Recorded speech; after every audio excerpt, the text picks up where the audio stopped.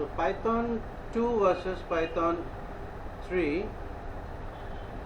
So if there is a new version, when some additional features will be added.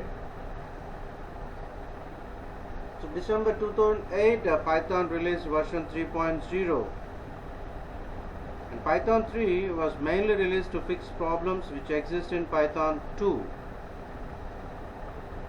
And the nature of these change is such that Python 3 was incompatible with Python 2. It is backward incompatible. Some features of Python 3 have been backported to Python 2.x versions to make the migration process very easy in Python 3. For any organization who was using Python 2.x version and they want to migrate to Python 3.x and needed lots of changes, and these changes not only relate to projects and applications but also all the libraries that form part of Python ecosystem.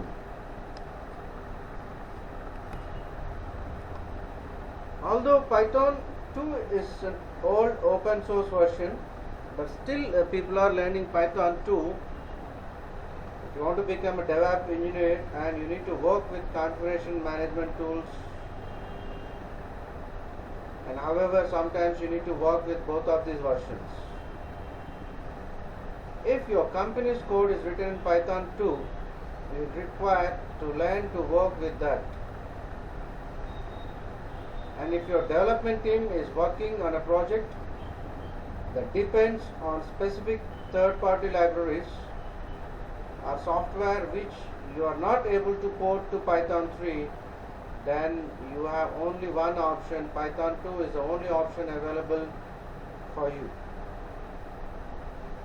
Python 3.x supports modern techniques like artificial intelligence, machine learning and data science.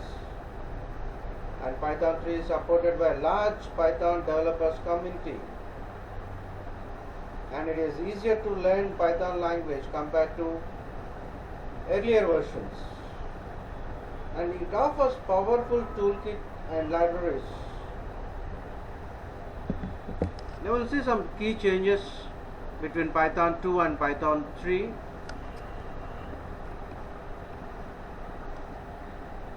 The print statement.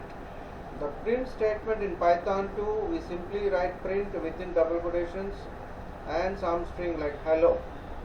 Whereas in Python 3, print, you need to open the brackets, you need to put that string within parentheses, or you get a syntax error.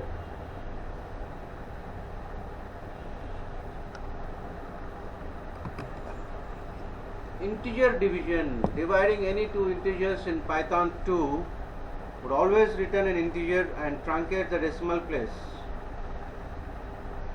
So Python 2.0 treats digits after the decimal points as integers, and which results in floor division.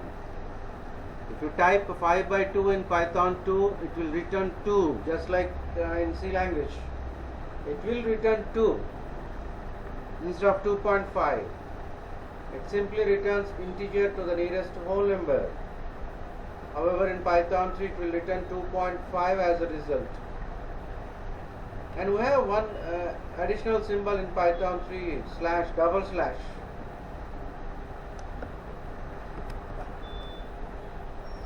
Text is presented using two types of strings in Python, Unicode strings or bytes. Unicode is an international standard for encoding characters. In Python 2, every single Unicode string has to be marked with a U prefix as it uses. To store Unicode string value, you require to define them with U. However, in Python 3, stores strings as Unicode by default, and which are very convenient when you compare with ASCII strings.